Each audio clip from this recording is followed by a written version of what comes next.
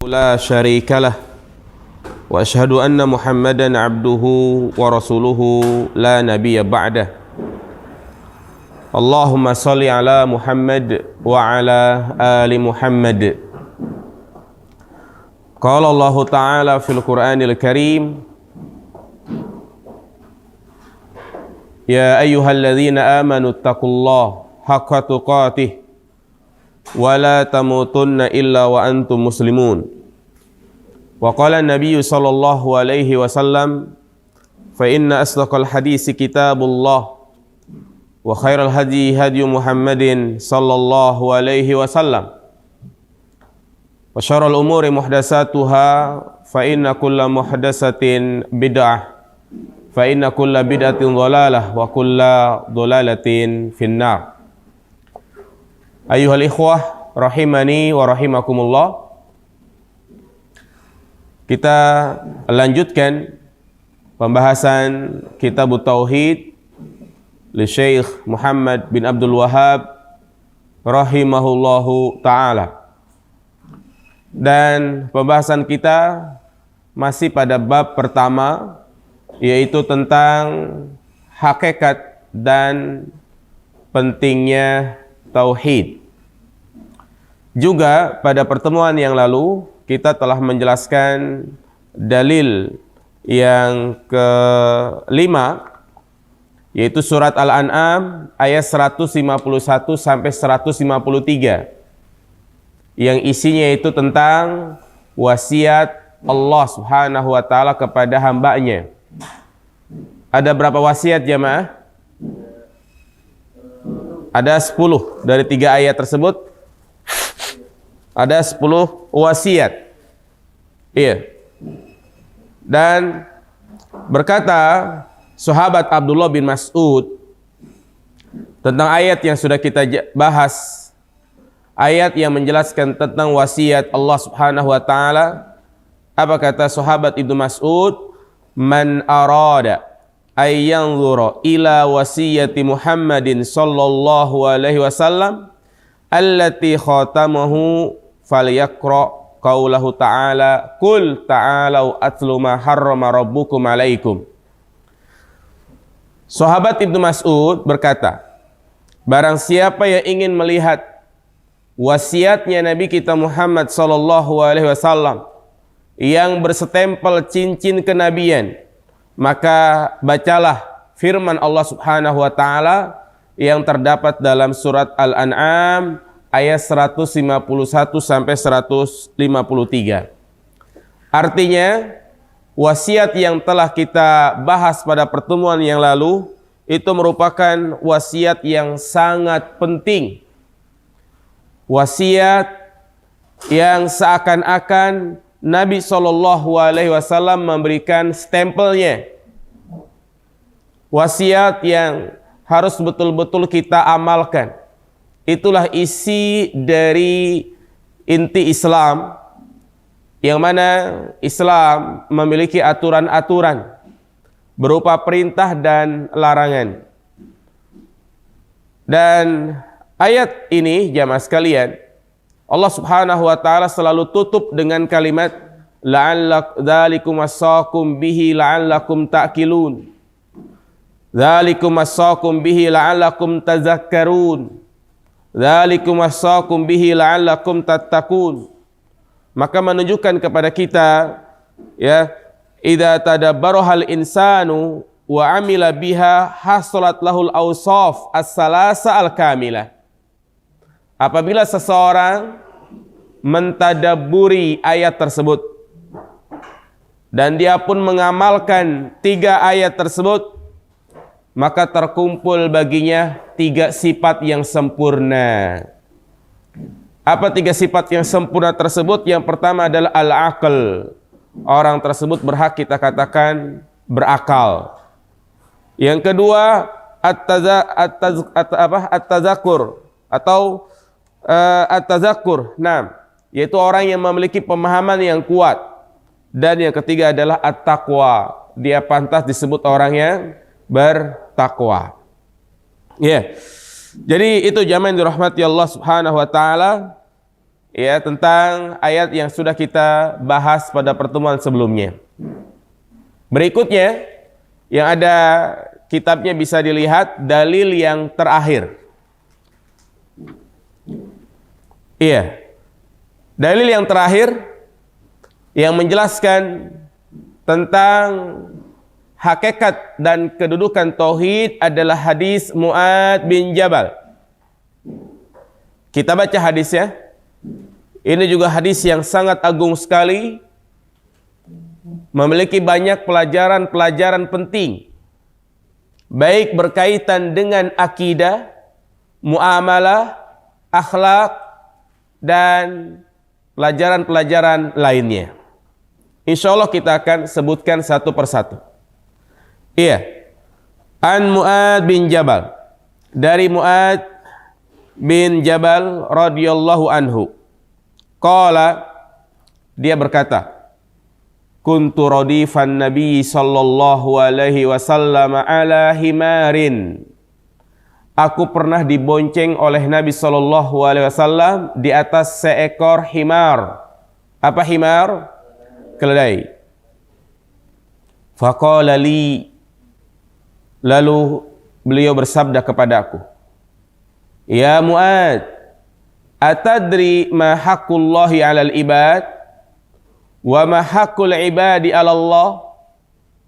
Wahai Mu'adz, tahukah kamu apa hak Allah yang wajib dipenuhi oleh para hamba? Dan apa hak para hamba yang pasti dipenuhi Allah? Artinya Rasulullah bertanya kepada Mu'adz, tahukah engkau apa yang menjadi kewajiban hamba kepada Allah?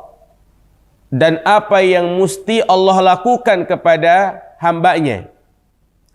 Qultu Allahu wa rasuluhu a'lam.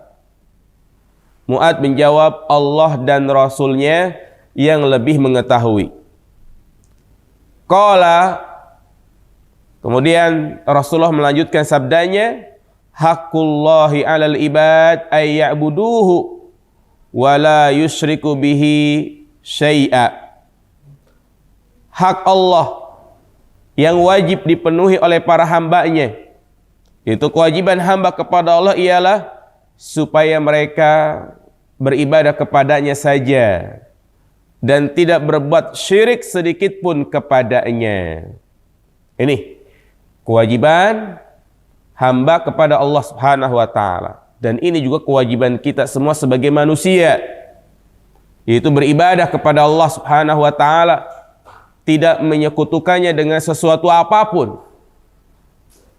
Inilah sabda Nabi yang menunjukkan kepada kita tentang hakikat tauhid dan pentingnya tauhid. Tauhid adalah beribadah hanya kepada Allah saja, tidak beribadah kepada yang lainnya. Dan juga menunjukkan kepada kita tentang pentingnya tauhid, di mana Nabi SAW menyebutkan hak yang paling tinggi, kewajiban yang paling agung, yang paling tinggi yang harus hamba lakukan adalah beribadah hanya kepada Allah semata.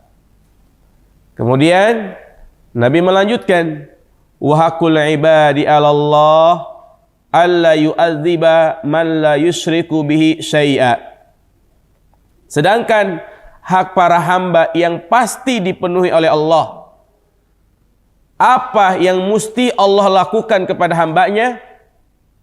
Tentu di sini bukan berarti kita mewajibkan kepada Allah. Tentu Allah Subhanahu wa taala wajibkan atas dirinya sebagai rahmat bagi hambanya. Apa kata Nabi SAW? Hak hamba atas Allah Subhanahu wa taala, yaitu Allah tidak akan menyiksa orang yang tidak berbuat syirik sedikit pun kepadanya. Subhanallah. Ini jaminan dari Nabi SAW bahwasanya orang yang tidak berbuat syirik, dia tidak akan masuk neraka. Dia tidak akan disiksa oleh Allah Subhanahu wa taala. Alla yu'adziba man la yusriku bi syai'a. Allah tidak akan mengazab orang yang tidak menyekutukannya dengan sesuatu apapun. Maka mendengarkan apa yang disampaikan oleh Nabi di sini seakan-akan ini adalah kabar gembira. Bahwasanya dengan tauhid orang itu mendapatkan jaminan surga, mendapatkan jaminan selamat dari neraka. Maka Mu'ad pun mengatakan, ya Rasulullah, afala ubashirun nas? Wahai Rasulullah, perlukah aku menyampaikan kabar gembira ini kepada orang-orang? Boleh gak saya kabarin kepada yang lain? Biar yang lain pada tahu. Apa kata Nabi? Qala la tubashirhum fayattakilu. Jangan berikan kabar kepada mereka sehingga mereka nanti akan bersikap menyandarkan diri. Maksudnya apa? Ya, dengan disampaikan sabda Nabi ini dikhawatirkan ya, mereka bersikap menyandarkan diri. Artinya mereka imma meninggalkan amal soleh atau melakukan kemaksiatan yang lain. Nabi SAW khawatir jika orang-orang yang mendengar hak hamba atas Allah, mereka akan menyandarkan diri dari segi pengharapan dan gampang berbuat maksiat dan juga tidak berlomba-lomba untuk melakukan amal soleh. Mereka akan berkata seperti ini, selama kami bertauhid kepada Allah, maka maksiat tidak akan membahayakan kami.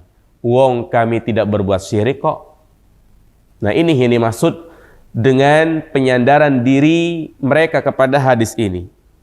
Iya, apalagi Nabi mengatakan sesungguhnya Allah tidak akan menyiksa orang-orang yang menyekutukan Allah. Khawatir mereka bermudah-mudah bermaksiat. Mereka menyangka, loh, yang diazabkan mereka yang berbuat syirik saja. Ini khawatir seperti itu jamaah sekalian.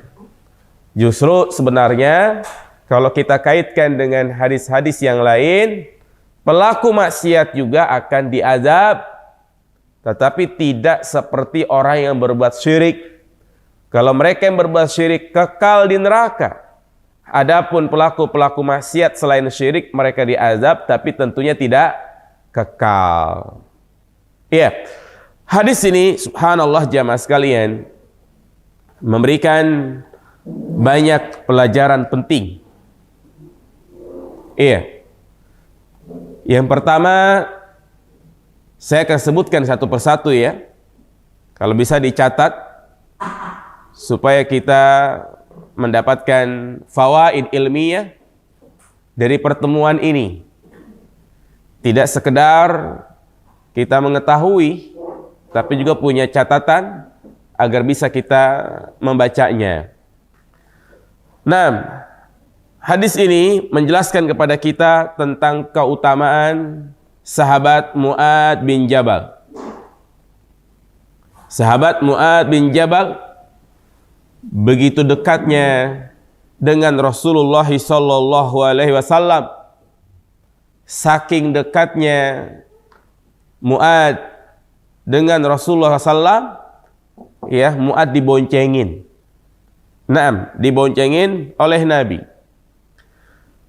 Siapakah Mu'ad jamaah sekalian? Mu'ad bin Jabal, sahabat yang masyhur dari Ansor. Berarti kalau kata Ansor, dia berasal dari Mekah atau Madinah? Ansor, Madinah. Namanya adalah Mu'ad bin Jabal bin Amr bin Aus. Kunyahnya adalah Abu Abdurrahman. Dia masuk Islam pada usia yang relatif muda, yaitu usia 18 tahun. Ini termasuk sahabat yang muda ketika masuk Islam. Makanya kalau kita pelajari tentang rawi-rawi ya, hadis atau juga sahabat-sahabat Nabi, ada dua golongan. Ada kibarus sahabah dan ada sigorus sahabah. Kibarus sahabah artinya sahabat-sahabat yang usianya sudah dewasa. Ada juga sigorus sahabah, yaitu sahabat-sahabat yang masih muda.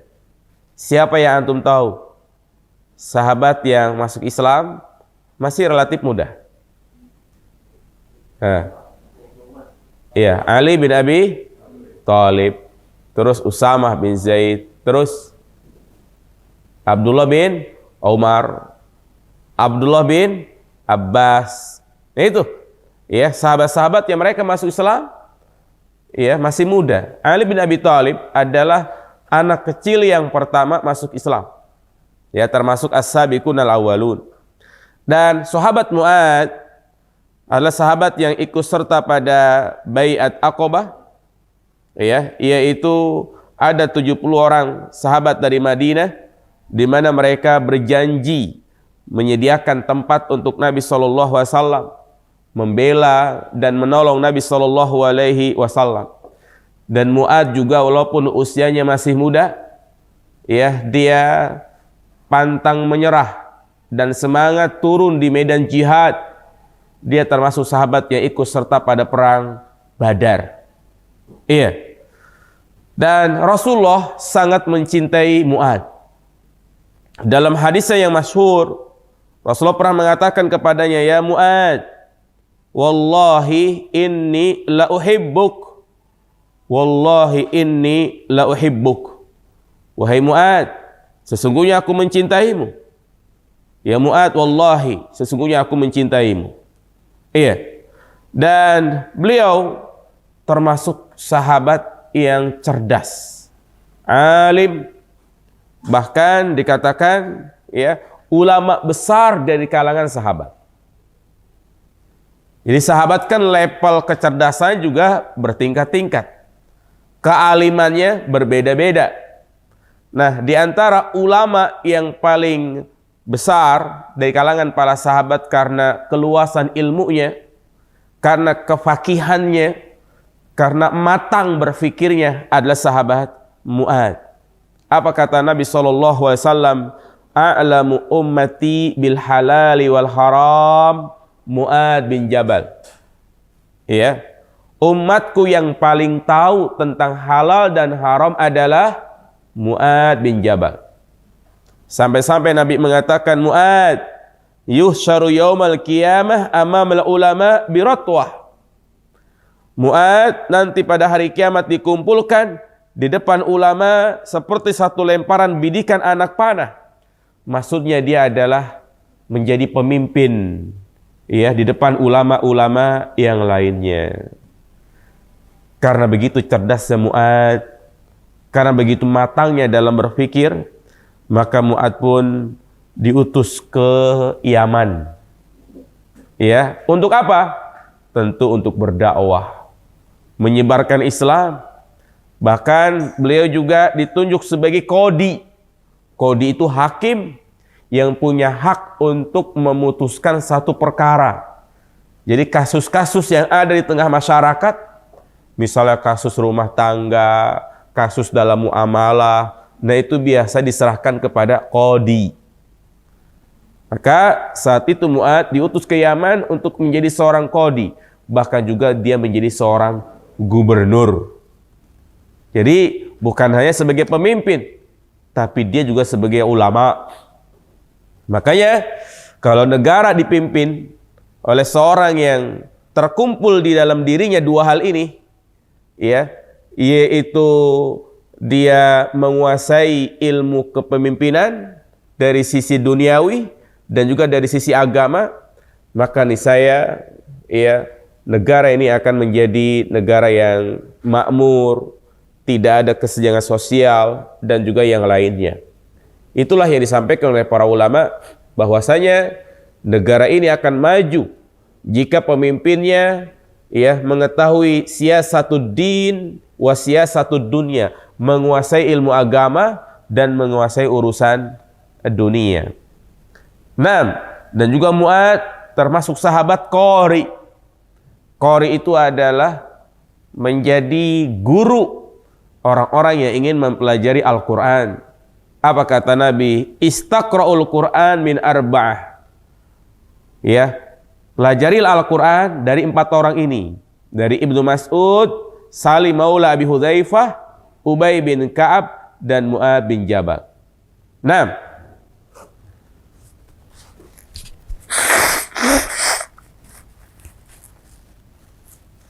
ya, itu faedah yang pertama, yang menjelaskan kepada kita tentang keutamaan siapa? Sahabat-sahabat jamaah? Mu'ad bin Jabal.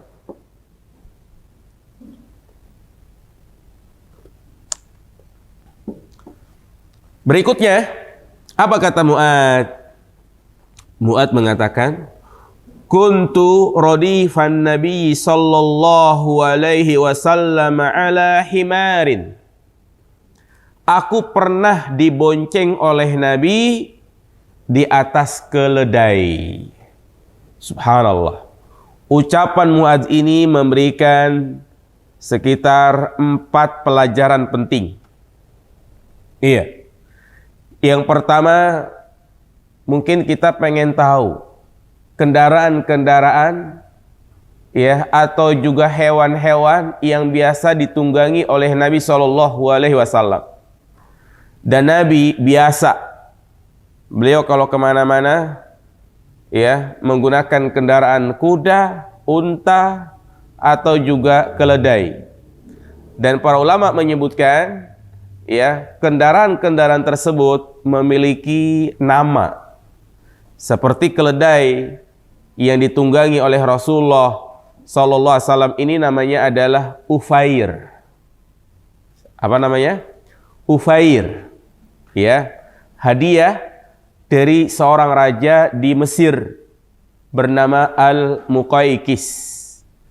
Bahkan beliau juga punya unta. Ada yang tahu nama untanya? Nama untanya adalah Al-Qaswa. Apa? Al-Qaswa. Ya, juga kudanya beliau kasih nama, ada yang namanya Murtajaj, ada juga Lijaz, Allati Al-Lahif, Ad-Dorib, ya, Duldul. Nah ini apa namanya? Nama-nama hewan yang dimiliki oleh Nabi Shallallahu Alaihi Wasallam. Maka dari sini juga boleh kita punya hewan, ya kita kasih nama. Seperti misalnya biasa memelihara kucing. Apa nama kucing antum? Kasih jamaah. Jangan nama orang. Iya. Jadi nama keledai yang ditunggangi oleh Nabi namanya apa? Hah? Ufair. Ufair. Makanya nama-nama yang tadi saya sebutkan jangan dibuat nama orang, ya, karena itu adalah nama tunggangan Nabi SAW. Siapa namanya? Ufair. Itu mah kan nama keledai Nabi. Ya. Ya. Kemudian faidah dari Rasulullah memboncengi Mu'ad menjelaskan kepada kita bolehnya seseorang ya mengendarai kendaraan berupa unta, kuda, keledai. Bahkan bukan hanya satu orang yang mengendarai, dua orang juga boleh. Ya, di sini Nabi menunggangi keledai bersama Mu'ad. Namun tentunya dengan syarat hewan tersebut mampu. Dengan syarat hewan tersebut mampu. Iya, kalau hewannya nggak mampu, ya jangan. Ya, seperti kambing buat akikah dia tunggangin. Iya. Kerbau boleh nggak? Boleh. Nah sekarang kalau ada pertanyaan, boleh nggak kerbau sapi untuk garap sawah? Boleh nggak? Boleh. Boleh. Namun tentunya kita harus memberikan hak-haknya. Artinya hewan juga seperti kita, butuh istirahat, butuh makan. Ya, jadi jangan dia disuruh garap sawah dari jam 6 pagi sampai jam 6 sore. KO. Ya. Kalau buat narik delman boleh nggak? Boleh. Ya, tapi itu harus betul-betul dilihat apakah kudanya memang betul-betul kuat dan juga dirawat, dikasih umpan, dijaga, ya.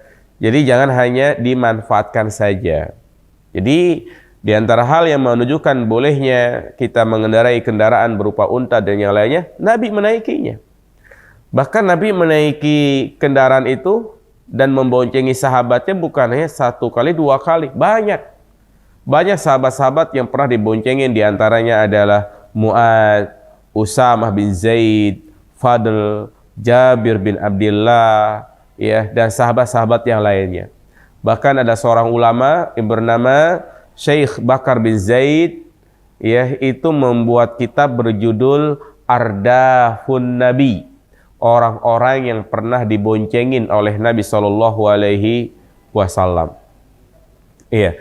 Kemudian faedah yang ketiga dari Nabi memboncengi sahabat Mu'adz ini, ketawaduan beliau.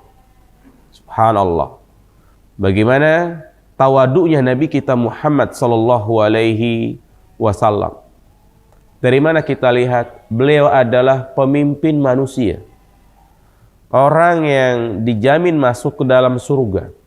Orang yang dosa-dosanya udah pasti diampuni. Dan dimanapun orang tinggal di dunia ini, kalau dia beragama Islam pasti mengenal Nabi kita Muhammad sallallahu alaihi wasallam. Beliau tidak sombong. Beliau tidak merasa rendah ketika beliau menunggangi keledai. Keledai padahal saat itu adalah hewan yang istilahnya enggak seperti kuda. Raja-raja saat itu yang mereka gunakan adalah kendaraannya gajah, ya. Gajah itu menjadi kendaraan kebanggaan, tapi Nabi tidak menggunakannya. Beliau lebih memilih menunggangi keledai. Ya, bentuk ketawaduan beliau. Iya, demikian pula kita jamaah sekalian. Artinya walaupun ya seseorang dia memiliki kedudukan yang tinggi di tengah-tengah manusia sebagai bos, pemimpin, jangan dia merasa malu untuk punya kendaraan yang sifatnya mungkin butut begitu kan. Dia punya teman, ya kendaraannya misalnya Avanza, nggak level saya naik mobil antum. Nah, jangan seperti itu jamaah sekalian. Apalagi Kijang kapsul. Ya boleh. Gak boleh, itu namanya bentuk kesombongan jamaah sekalian. Kalau mobilnya nyaman, AC-nya dingin, sudah apalagi yang kurang, ya kan? Lihat di sini Nabi SAW mengendarai keledai, nggak malu beliau, ya, dan nggak sombong. Bahkan ya di antara bentuk ketawaduan beliau boncengin sahabatnya. Dia boncengin sahabatnya, subhanallah. Inilah memang pribadi beliau yang perlu kita contoh. Setinggi apapun derajat kita di tengah-tengah manusia, maka jangan sampai kita sombong. Karena kelebihan-kelebihan yang Allah berikan kepada kita, itu sifatnya hanya sementara, tidak akan kekal. Ya. Apapun yang kita dapatkan saat ini dengan perjuangan, bekerja dari pagi sampai sore banting tulang, kita punya rumah, punya kendaraan mewah dan yang lainnya, ujung-ujungnya kalau kita mati kita bawa ke kuburan atau tidak? Tidak. Itu yang harus kita ingat jamaah sekalian. Maka kita jangan terlalu ngoyo dalam mengejar dunia. Kenapa? Karena ujung-ujungnya juga kita nggak bawa itu semua. Ya, jangan sampai kita capek-capek kerja, sakit, akhirnya mati. Kekayaan-kekayaan yang kita kumpulkan, ya bukan kita yang menikmati. Justru itu akan menjadi bumerang buat kita kalau tidak dikeluarkan untuk zakat, sedekah, dan yang lainnya. Nah, kemudian juga diantara faidah yang bisa kita petik dari peristiwa ini, di mana Nabi SAW boncengin Mu'adz, hendaknya seseorang menggunakan waktunya untuk hal-hal yang bermanfaat. Hendaknya seseorang menggunakan waktunya untuk hal-hal yang bermanfaat bagaimanapun keadaannya. Iya. Di sini jamaah sekalian, Rasulullah tidak buang-buang waktu. Walaupun dalam keadaan perjalanan, ya beliau tidak lupa untuk memberikan wasiat, pesan-pesan, nasihat kepada Mu'adz. Nah, demikian pula kita jamaah sekalian. Jangan sampai waktu kita terlewatkan begitu saja. Jangan sampai waktu kita habis hanya untuk main game online. Waktu kita sia-sia berselancar di internet tanpa ada faidah yang kita dapatkan. Itu rugi. Seorang muslim, kata Nabi SAW, inna min ibadillah mafatiha lil khair wa maghaliqa lisyarr. Sesungguhnya hamba Allah itu adalah orang yang menjadi kunci kebaikan dan menjadi maghaliqus syarr, penutup pintu keburukan. Ini sebagai seorang muslim seperti ini jamaah sekalian, menjadi kunci kebaikan. Jadi dia selalu mengingatkan sahabatnya, menasehati temannya, ya. Yang penting waktunya itu bermanfaat untuk dirinya atau untuk orang lain. Makanya Allah Subhanahu wa taala katakan dalam Al-Qur'an, "Wal 'asri innal insana lafi khusrin illa alladzina amanu wa 'amilus sholihat wa tawassaw bil haqqi wa tawassaw bis sabr." Demi masa, demi waktu, sesungguhnya manusia berada dalam kerugian, kecuali mereka yang beriman dan beramal soleh. Ayat ini menunjukkan kepada kita, sesungguhnya manusia yang rugi di dunia dan rugi di akhirat, tersesat di dunia, di neraka, nanti pada hari kiamat dia akan dimasukkan ke dalam neraka. Ya, yaitu manusia semuanya merugi kecuali siapa? Mereka yang memanfaatkan waktunya untuk beriman dan meningkatkan amal soleh. Lihatlah bagaimana para sahabat Nabi SAW jamaah sekalian. Sahabat Ibnu Mas'ud mengatakan apa? Ma nadimtu ala syai'in nadamati gorobat samsuhu naqasa fihi ajali walam yazid fihi amali. Tidak ada penyesalan yang paling aku sesali daripada hari di mana matahari terbenam, umurku berkurang, sementara amalku tidak bertambah. Dan beliau juga mengatakan, inni la abghadur rajula arahu farighan la fi umuri dunyahu wa la fi umuri ukhrahu. Sungguh aku itu benci sama orang yang pengangguran, enggak ada aktivitas baik dalam urusan dunia maupun dalam urusan akhirat. Jadi waktunya habis begitu saja untuk hal yang sia-sia. Ya, ingat, kita itu hidup di dunia hanyalah kumpulan waktu, kumpulan hari. Apa kata Al-Imam Al-Hasan Al-Basri? Ya ibna Adam, ya ibna Adam, innaka anta ayyam, fa idza dhahaba yaumun dhahaba ba'duk, wa idza dhahaba ba'duk yushiku ayyadhhaba kulluk. Wahai anak Adam, sesungguhnya kalian itu hanyalah kumpulan hari-hari. Apabila satu hari terlewatkan, maka akan hilang sebagian darimu. Dan apabila telah hilang sebagian darimu, maka lama-kelamaan engkau pun akan hilang dari dunia ini. Naam jamaah sekalian, setiap menit, jam, waktu, hari, tahun kita jalani, maka lama-kelamaan kita pun akan apa? Hilang dari dunia ini. Ya, kita akan berjumpa dengan Rabb yang telah menciptakan kita. Itulah hari di mana Allah Subhanahu wa taala akan memperhitungkan ya perbuatan-perbuatan yang kita lakukan selama hidup di dunia. Maka jadikanlah waktu sebagai media untuk beramal. Muslim yang cerdas, dia akan berusaha bagaimana setiap aktivitasnya itu bernilai ibadah. Ima bermanfaat untuk dirinya atau juga bermanfaat untuk orang lain. Dan hati-hati jamaah sekalian, di zaman sekarang ini ada satu fitnah yang begitu dahsyat, yang membuat kita lalai mengingat Allah, yang membuat hari-hari kita terlewatkan begitu saja. Fitnah itu bernama apa? Ya, internet, seperti itu. Ini sering saya ingatkan seperti itu jamaah sekalian.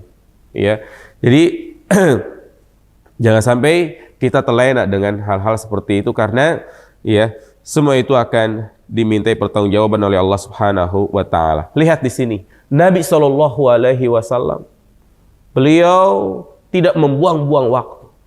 Jika ada kesempatan, beliau nasihatkan sahabatnya. Makanya sampai ada tadi seorang menulis sebuah kitab Ardafun Nabi, orang-orang yang pernah diboncengin oleh Nabi SAW. Jadi bukan hanya nyebut namanya, tapi pelajaran-pelajaran, wasiat-wasiat yang disampaikan oleh Nabi SAW. Nah,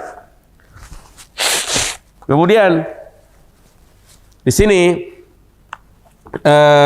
Rasulullah SAW berkata kepada Mu'adz,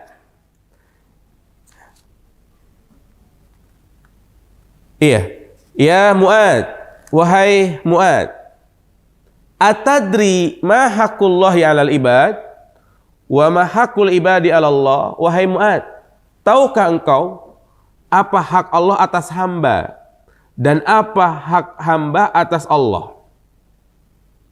Ini Nabi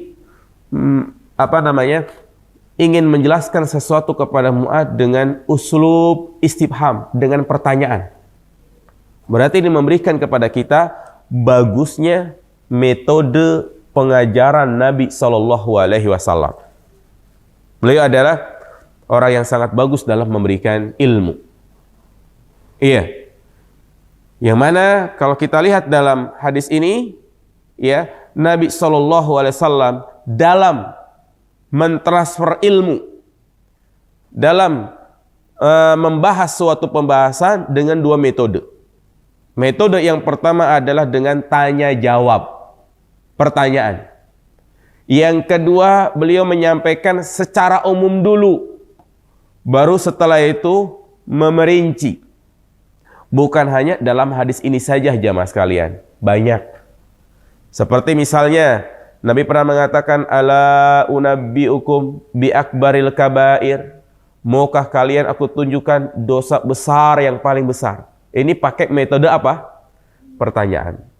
Atau juga Nabi mengatakan, ijtanibu as-sab'al mubiqat, jauhilah oleh kalian 7 perkara yang membinasakan. Ini pakai metode menyebutkan yang umum dulu.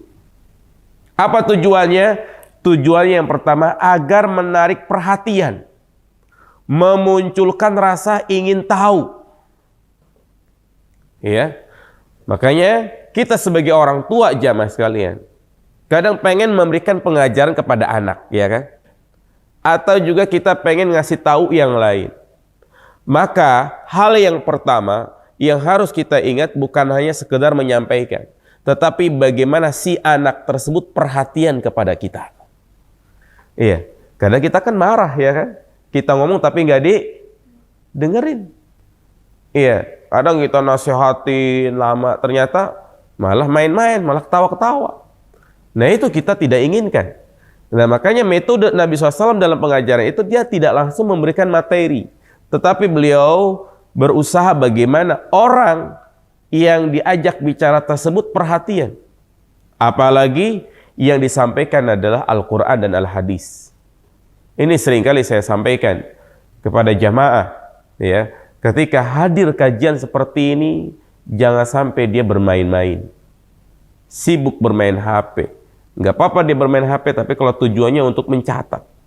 Iya, jangan sampai ketika Ustadz menyampaikan ilmu, dia malah berbisik-bisik, ngobrol, bercanda. Ingat, ya, orang yang artinya bermain-main ketika disampaikan ayat Al-Quran ataupun hadis-hadis Nabi SAW, bersendak gurau ketika disampaikan ilmu, maka dia telah terjerumus ke dalam dosa yang sangat besar. Iya, dikatakan dosa. Jadi orang yang bercanda di majelis ilmu, itu dia berdosa aja mas sekalian. Bagaimana tidak? Karena Allah Subhanahu wa Ta'ala sampaikan dalam Al-Quran, fa idza quri'al Qur'an fastami'u lahu wa ansitu. Apabila Al-Quran itu dibacakan, apa kata Allah? Diam. Fastami'u, dengarkanlah. Wa ansitu, diamlah. La'allakum turhamun, agar kalian dirahmati. Ini kewajiban, ansitu, diem. Berarti kalau misalnya disampaikan ayat Al-Quran, malah kita ngobrol, berarti kita menyalahi perintah Allah Subhanahu wa Ta'ala. Juga Allah Subhanahu wa Ta'ala sebutkan dalam surat Al-Hujurat, ya ayyuhalladzina amanu la tarfa'u aswatakum fawqa sautin nabi. Wahai orang-orang yang beriman, janganlah kalian mengangkat suara kalian di atas suaranya Nabi. Wala tajharu lahu bil qawli ka jahri ba'dikum li ba'd an tahbata amalukum wa antum la tas'urun.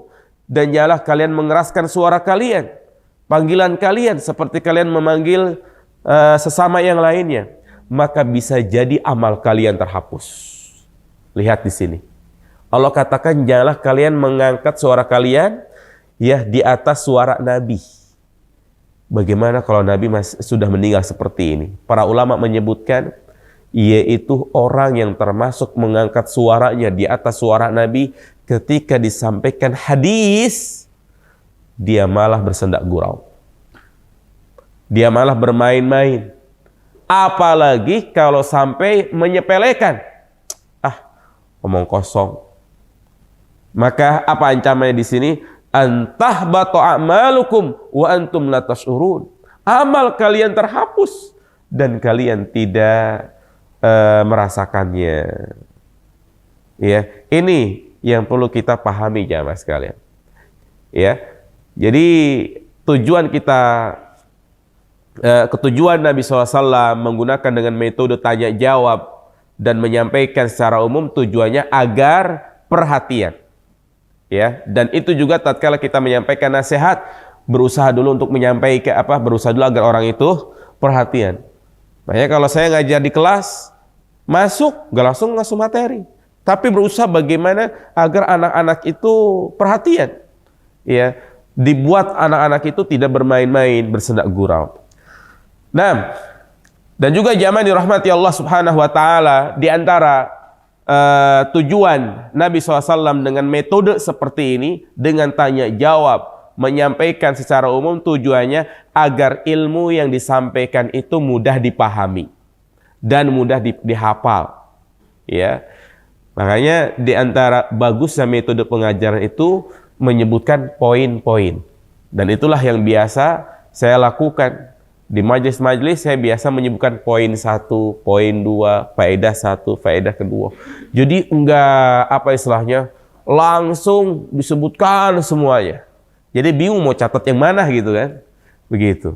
Makanya di antara tugas pengajar, ya, bukan hanya dia memahami materi yang akan dia sampaikan, tetapi seorang dai juga harus tahu bagaimana agar jamaahnya itu pada paham.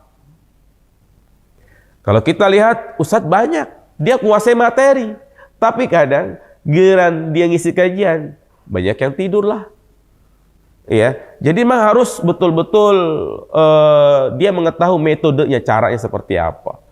Nah, dan juga harus punya taktik, artinya metode. Ya, dia beda ngajar sama orang yang sudah dewasa dengan ngajar anak-anak usia SD, begitu kan? Nah, itu harus dibedakan. Kemudian ketika Mu'adz ditanya, tahukah engkau apa hak Allah atas hamba dan apa hak hamba atas Allah? Apa jawaban Mu'adz di sini jemaah? Apa jawaban Mu'adz di situ?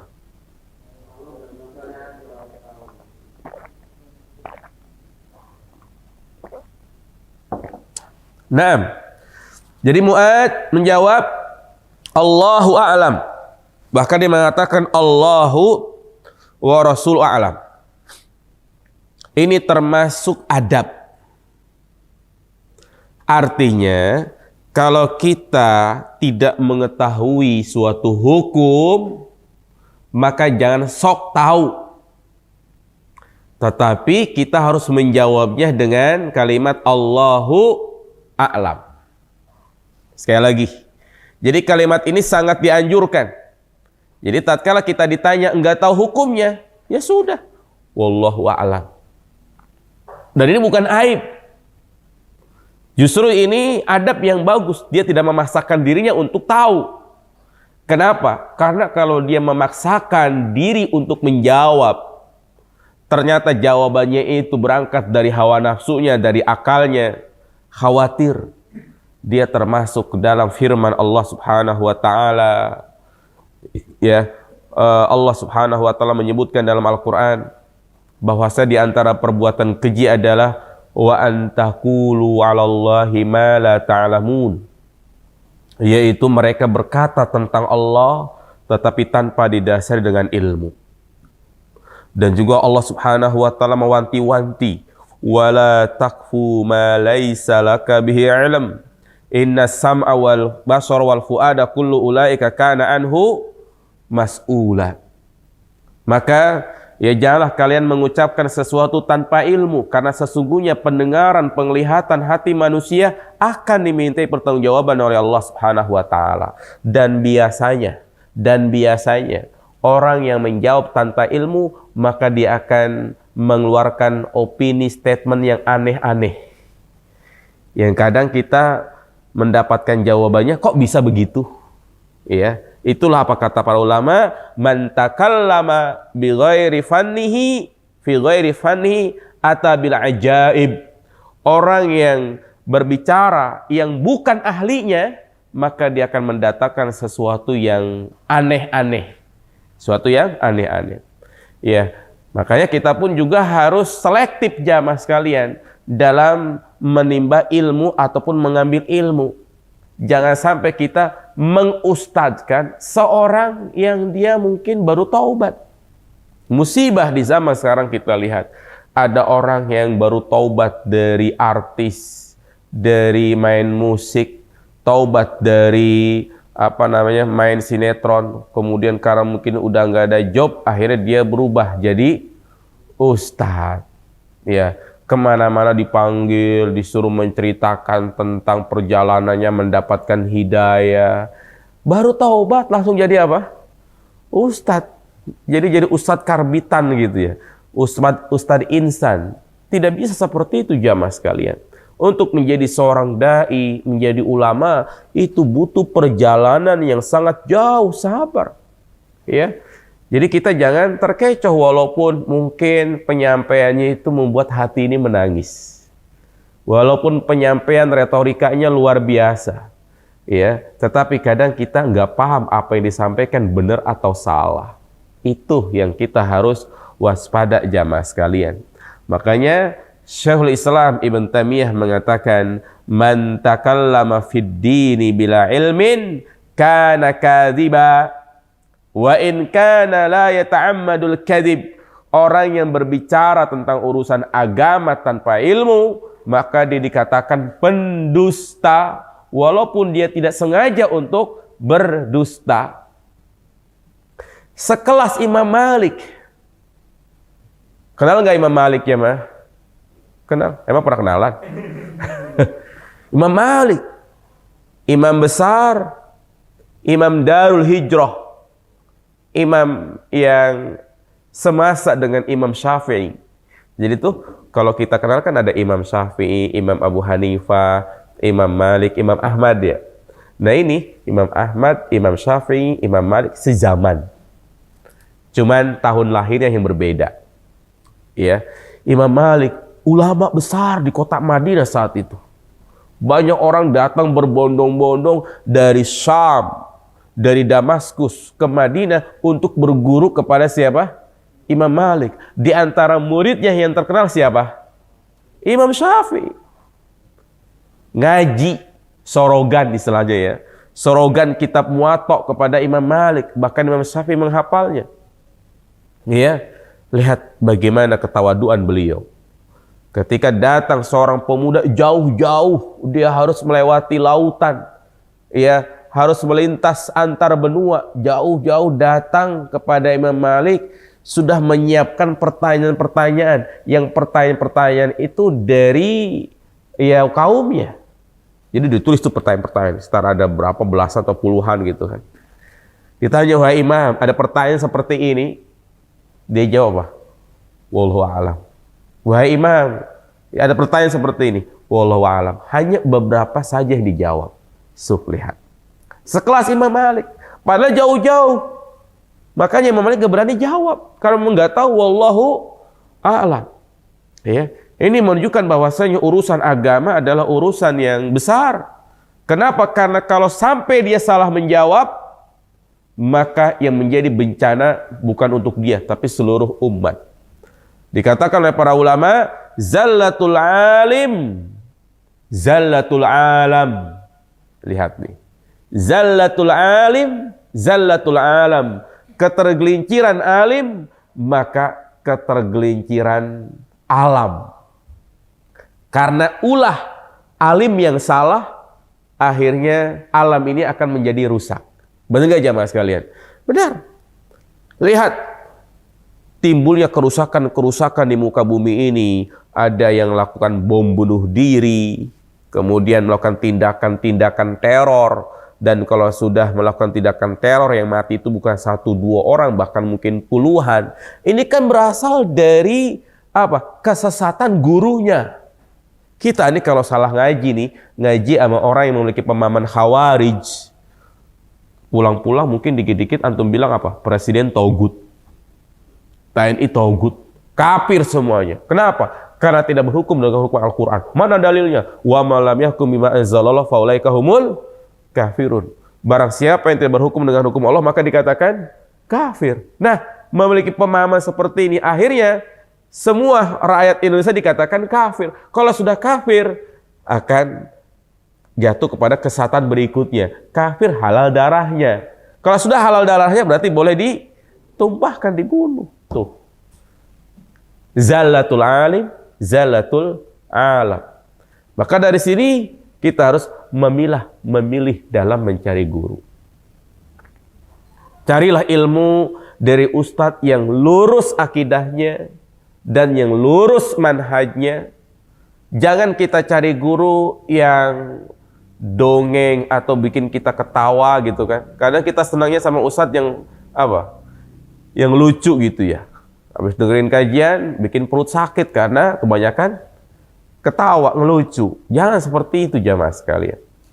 Ya, kadang kita juga berpikir, ustadz siapa aja, nggak apa-apa kita dengar. Yang penting kita ambil baiknya dan buang buruknya. Ini nih cara belajar yang keliru jamaah.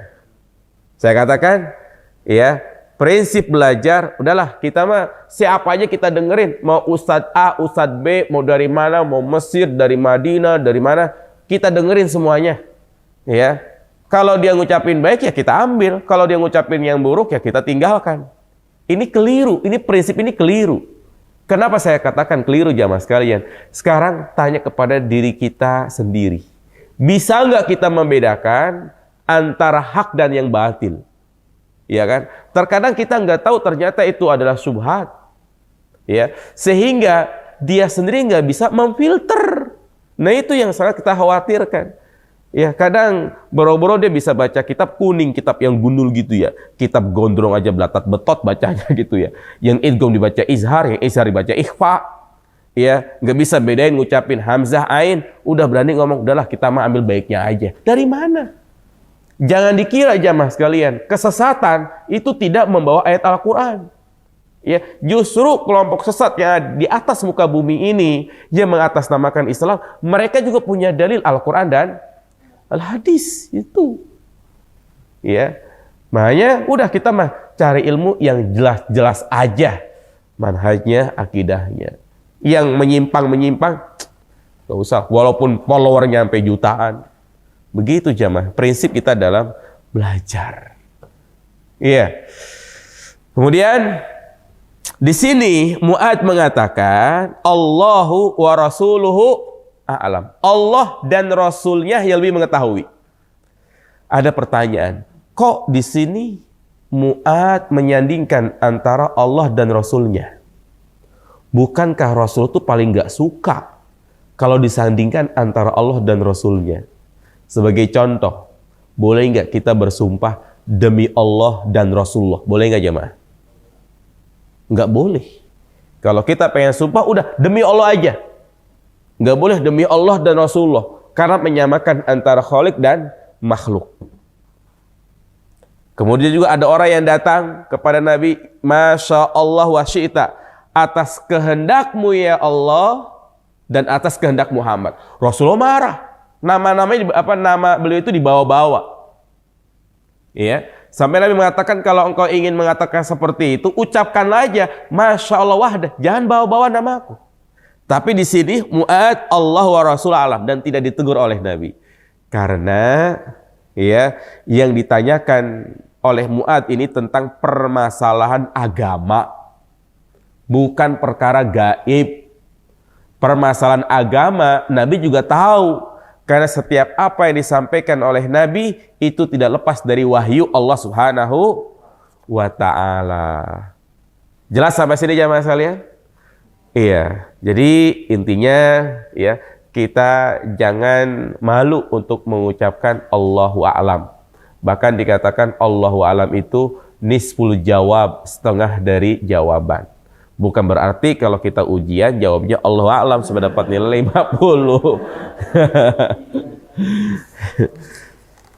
Ya, itu dulu mungkin faedah-faedah yang bisa saya sampaikan. Ya, masih banyak faedah-faedah lainnya, tapi insya Allah kita akan sebutkan di pertemuan berikutnya. Sedikit-sedikit yang penting paham dan bisa kita amalkan. Karena tujuan kita kajian seperti ini bukan hanya sekedar untuk menambah wawasan, tetapi berusaha untuk al-amal, mengamalkan sebisa mungkin. Karena itu termasuk orang-orang yang tidak akan merugi.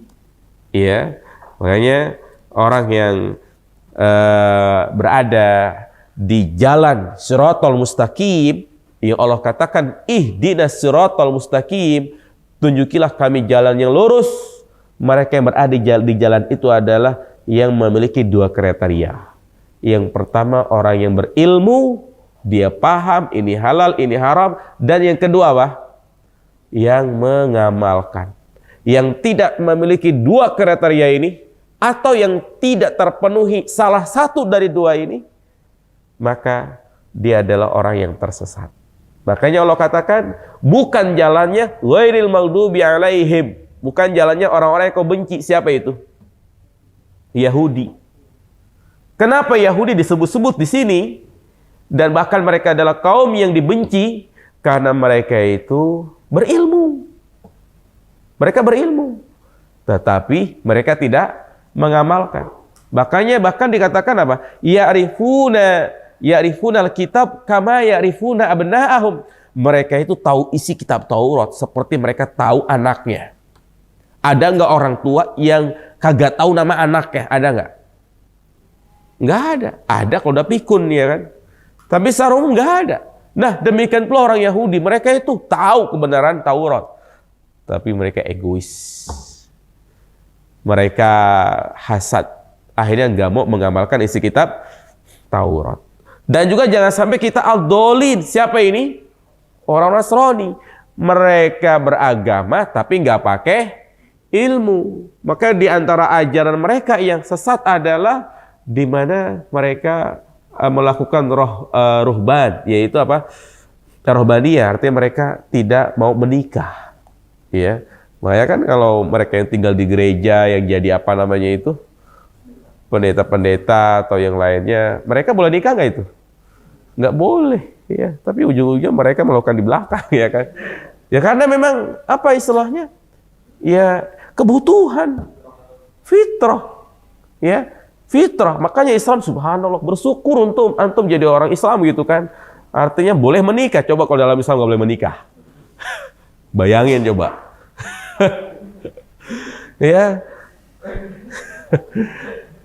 Tersiksa hidup tanpa wanita jamaah. Naam, cukup. Jadi sampai faedah, ingetin ya, faedahnya sampai wallahu a'lam. Ya, kita buka tanya jawab.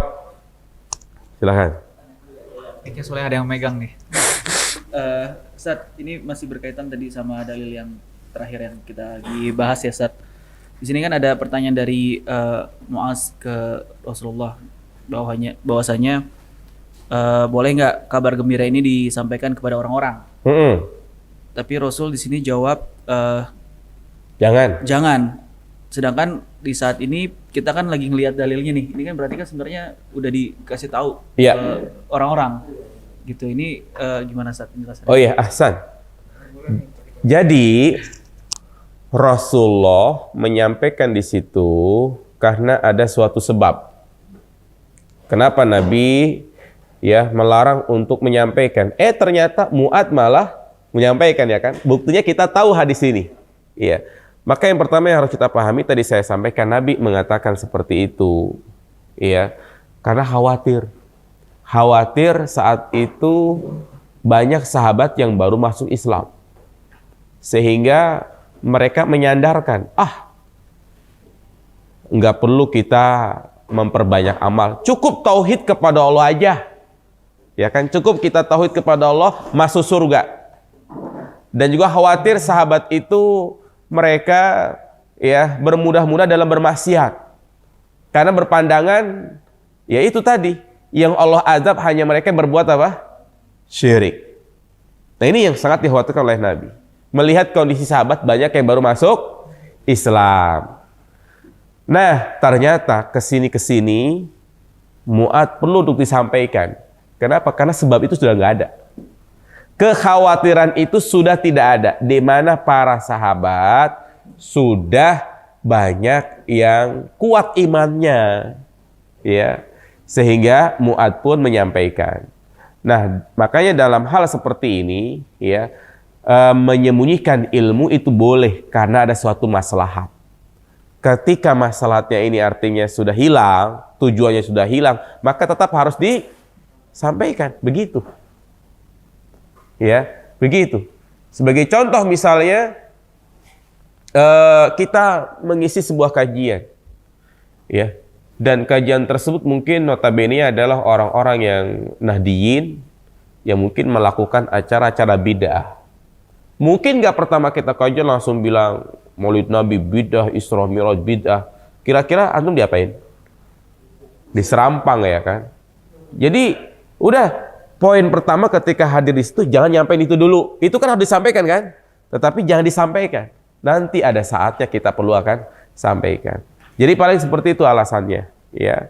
Jadi ketika sahabat Mu'adz menyampaikan hadis ini, bahkan kita pun tahu, ya, di mana sebab yang menjadi kekhawatiran oleh Nabi itu sudah hilang.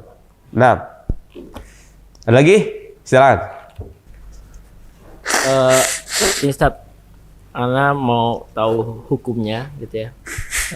Kalau misalnya nih imam sebelum sholat itu Demam.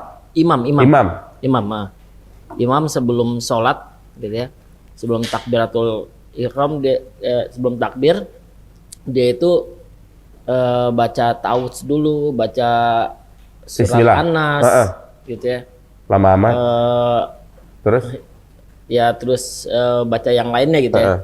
Itu ada contohnya gak dari Rasulullah? Dan kalau yang seperti ini nih hukumnya seperti apa? Iya.